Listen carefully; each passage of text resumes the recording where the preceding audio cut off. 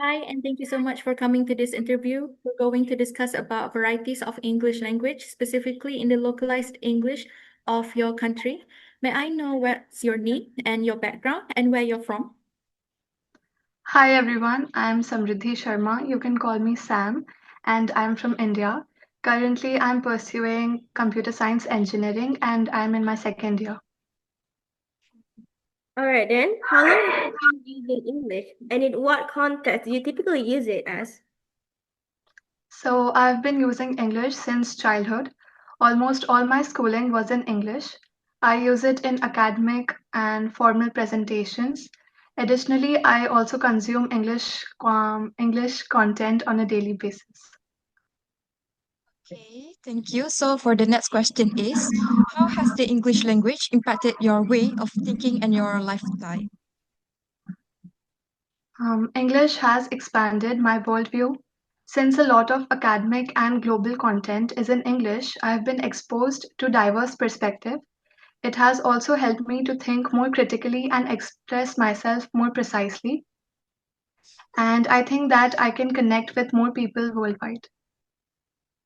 Okay, so now we're gonna move on to the spread of English language questions. So first, what factors do you think contributed to the widespread use of English in your country? For example, like colonization, education, business, media, or technology. I think the basic factor that played a major role was colonization, and it was the first thing. Like during the British rule, English was introduced in our country, and after that, globalization and then the pop culture has also influenced the use of English language. All right, and the next question is, can you describe the historical context of English in your country? Yeah, so English was introduced during the British rule for administrative purposes. Over time, it became a symbol of power and education. After independence, English retained its significance due to its neutral status among India's many regional languages. It became the link language for higher education, law, and governance. All right then. For the next question is English a compulsory language in your education system? Yes, in most Indian states, English is either the medium of instruction or is taught as a second language from primary school onwards. Okay, so the next question is English a language that is frequently used in your country when it comes to entertainment and mass media? Definitely, a large portion of India's urban population consumes English TV shows, YouTube content, OTT platforms, and news. Many advertisements, songs, and even conversations on reality shows are a blend of English and native language. Now for the features of localized version of English in terms of grammatical. The question is, how often do you use different sentence structures in your English compared to standard English? Like, can you provide a little bit of example? Very often, Indian English has unique sentence construction like I'm going only for emphasis or what is your good name. These don't follow native English patterns but are commonly understood within India. All right, and the next question is, are there any specific tenses that you find are used differently in your version of English, and how does this affect clarity in communication? I think the present continuous tense is often overused. For example, I'm knowing the answer instead of I know the answer. This can sometimes affect clarity when communicating with native speakers, but in India, it is like understood. All right then. Do you notice any unique uses of preposition in your English that differ from standard English? Can you share an example? Yes, for example, discuss about instead of discuss, and I will return back from work instead of I will return from work. So we kind of use the word about and back when they are not necessary. Okay, so the next question is, in your localized version, are there any common words that are pluralized differently than in standard English? Can you give us some example? Um, yeah, like furnitures, we often say furnitures instead of furniture, and luggages instead of luggage, instead of stuff. So now for the last questions, I believe is how do you typically form negative sentences in your version of English? Are there any grammatical construction that are unique to your experience? Double negatives are common. For example, I didn't do nothing, which is incorrect in standard English, but widely used in informal Indian English. We also use no instead of not, sometimes like I no want instead of I don't want, especially when speaking quickly or translating directly from local language. All right, and that is all that concludes for joining again. You said, Thank you. have a good Thank day. you. Thank you, Sam. Bye. Bye. Bye.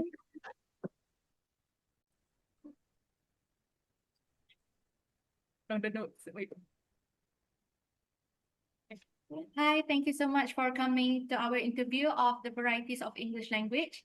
Today we're going to interview you in regards of the localized English in your country. So firstly, we would like to know your name, your background, and where you're from. Hi, I'm Fatma Malik and I'm from Pakistan, currently doing my bachelor's in accounts and finance. Okay then. So the first question is, how long have you been using English and in what context do you typically use it? Honestly, I've been using English since birth. In Pakistan, they usually start teaching Urdu and English at the same time, and we speak English even at our own homes from day one. So it wasn't something which was taught in school specifically. It's something which is so integrated in our culture that we use it on a daily basis since childhood. Okay. So the next question is, how has the English language impacted your way of thinking and your lifestyle? It has brought more modernism, I would say, and a bit more liberalism. Pakistan's society is kind of conservative, but when we use English in our daily language, you could say we are following trends which are westernized over here, and they are not in line with Pakistan's culture. So now, moving on to questions about the spread of English language or the globalization of English. What factors do you think contributed to this widespread use of English in your country? For example, maybe colonization, education, business, media, technology, etc. It definitely started with colonization. But it also has to do with the fact that many people in Pakistan, like the Pakistanis, they believe that you need to be able to be fluent in English to be considered educated. So it also stems from, you could say, our inferiority complex that we want to be like the Westerners and be fluent in English, yeah. And of course, colonization. All right. And the next question is, we're going to ask regarding history, development, and current progress of English in your country. So the first is, can you describe the historical context of English in your country? It started when the Britishers came before 1947 and colonized the subcontinent, where both like India, Pakistan, and Bangladesh, we were all together. It started from there, and then it slowly made its way into our government, and from government, it's they passed this law that English is supposed to be the legal language, which is spoken in the courts, etc. And then, of course, they started integrating it into our education system. Okay. So for the next question is English a compulsory language in your education system? Yes, definitely. It is also one of our official languages aside from English. So next question is English a language that is frequently used in your country when it comes to entertainment and mass media? We study every single subject in English except for our own language, Urdu. Everything else is in English. Physics, chemistry, maths, whatever subjects you name it, we have the entire course outline in English. And even in our classes, we are supposed to speak in English, and our teachers also teach it in the same language. Although we do mix some bits and parts of Urdu in it, like I'm pretty sure you guys do it as well. Speaking like in Malaysian and then in English in the same sentence. We do that as well, but it's mainly in English. And yeah, it is compulsory. Okay. So now we're gonna move on to the features of localized version of English, just in terms of grammatical structure. So first is how often do you use different sentence structures in your English compared to standard English? Can you also please provide an example? What do you mean by the use of different sentence structures? Okay, so different sentence structure, for example, in Malaysia, sometimes we do not use like the correct sentence structure that is standardized in English. This could be like, for example, what example that we can give? Oh, subject object. Or maybe like subject and object are a bit different. Oh yeah, okay, I understand. Okay. I would say the language we speak at day-to-day basis is a bit more informal, and we use the abbreviations. I wouldn't like to go there. I want to do this instead of get it. It's Yeah, very informal. Yeah. see, thank And we use the internet lingo as well, like you. Riz. Okay. In your localized version, are there any common words that are pluralized differently than in standard English? Can you give us some example? Oh yeah, we definitely like we instead of saying for example using the word fish, they say there were tons of fishes there. We caught a lot of fishes instead of fish. They people over here we don't really like know the proper pluralization of words. Mhm. All Next. right, and the next question is, are there any specific tenses that you find are used differently in your version of English? And how does this affect clarity in communication? Do you guys want an honest answer? Yes. Sure. Yes? Okay. Frankly, I didn't really study grammar properly. It Mhm. was more like for me in my education system, because there's two education systems in Pakistan. One which is more focused on Urdu localization and grammar. The other is more conceptual. I'm pretty sure you guys know about O levels, A levels, and Cambridge. I did that, and in that, our English, it was more the use of it rather than the actual grammar bit. So I can't really answer that question properly because I studied English just from using the media and reading books, speaking in class, and the actual usability and functionality of it. Okay then, so for the next question is, do you notice any unique uses of prepositions in your English that differ from standard English? And can you share an example for it? Yeah, definitely. Our prepositions, we use it really differently. Instead of saying I am good, instead of saying I'm good at studies, we say I'm good in studies. And the cup is instead of on the table, many people use the cup is at the table. I'm sitting on the train instead of in the train. So now for the last question is, how do you typically form negative sentences in your version of English? Are there any grammatical construction that are unique to your experience? Negative sentences.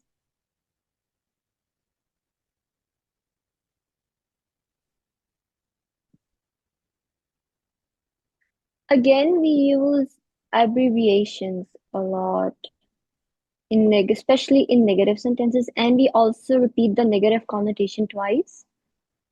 Like,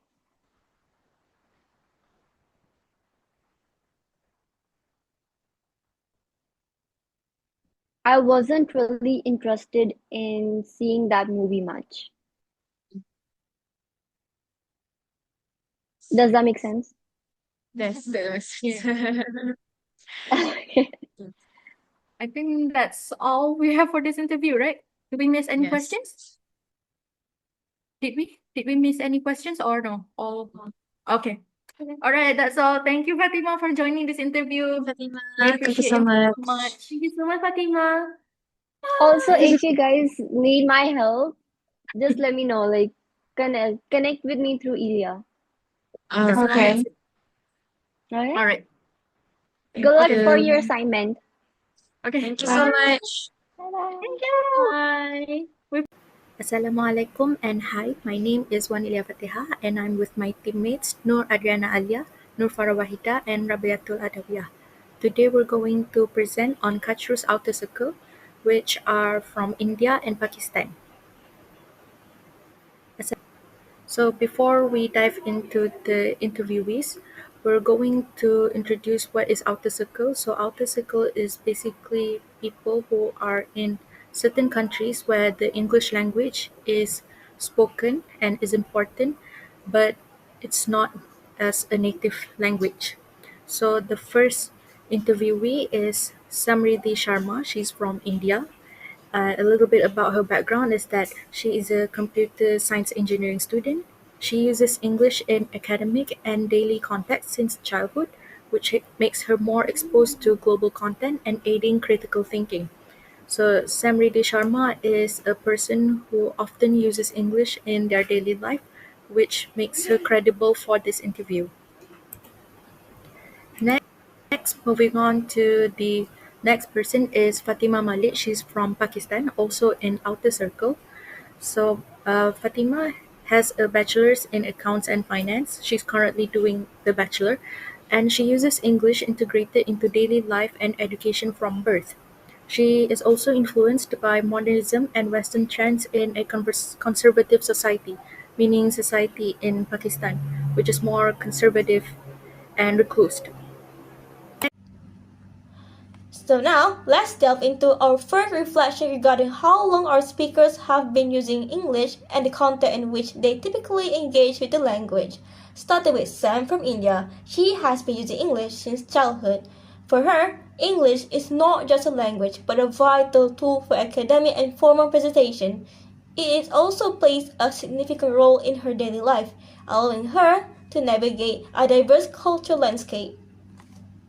So now, moving to Fatima from Pakistan, English has been a part of her life since birth. In her case, it is deeply integrated into both her home life and education. Fatima speaks English daily, which highlights the language's pervasive influence in her environment. Moving to our another reflection, we'll explore the impact of the English language on our speakers' thinking and lifestyle. For Sam, the influence of English has been profound. She described it as a catalyst that has expanded her worldview and fostered critical thinking. This connection to diverse perspectives globally allows her to engage with a wider range of ideas and culture. In contrast, Fatima shares that English has introduced her to modernism and liberalism. She sees it as a bridge to align with Western culture while navigating the complexities at local conservatism. This duality illustrates the transformative power of English in shaping not just individual identities, but also broader cultural dynamics in Pakistan. In summary, both speakers demonstrate how English served as a significant influence on their life, shaping their thought, interaction, and aspiration in unique ways. Okay, so alright, in this part we are looking at the key findings from the interviews we did and how they reflect the speakers' experiences with English, particularly in both countries, Pakistan and India. Now there are two main themes that came up in both interviews. So for first, book speaker mentions how colonization played a big role in spreading the English language. Because of British colonization, English was introduced and later became part of their everyday life, especially in official and formal settings. Second, they both said that English is now a linked language, meaning it connects people from different backgrounds, and it is commonly used in educating and governance, helping people communicate more easily across different regions and languages. So overall, English is not just a foreign language anymore. It is something that they've grown up with, and it plays an important role in their countries today. Okay, so this slide is about the summary of findings and reflection from the interviews. So here we're comparing two speakers, Sam from India and Fatima from Pakistan. So for Sam, English is more than just a language because she sees it as a tool for critical thinking and connecting with people globally. So for her, English spoken open doors to worldwide conversations and ideas. On the other hand, Fatima focuses on how English related to cultural modernization and identity. She talks about how English influences how people express themselves, especially when balancing tradition and with modern life. So even though both of them use English, their experiences and focus are quite different. Sam is more about global connections, while Fatima related to cultural identity. So that's the main difference we found from the interviews. So now on to the last question is what issues can be identified related to the use of English in the respective countries, particularly concerning the spread of English language. According to Sam, English is seen as a symbol of education and power, which is essential for success. However, this creates a social divide where English speakers are often perceived as more educated or elite, contributing to class based inequalities.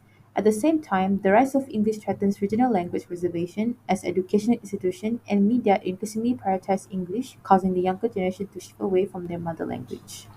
This highlights a conflict between modern progression and cultural preservation. So now for the perspective of Pakistan, according to Fatima, English served as a symbol of prestige and intelligence.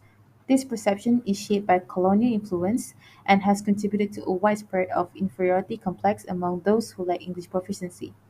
This indicates that the local languages of Pakistan are undervalued. Furthermore, the country struggles to balance the adoption of English with the preservation of its cultural identity as English becomes more prominent and dominant in education, governance, and media. This causes the erosion of traditional values and the marginalization of native languages in Pakistan.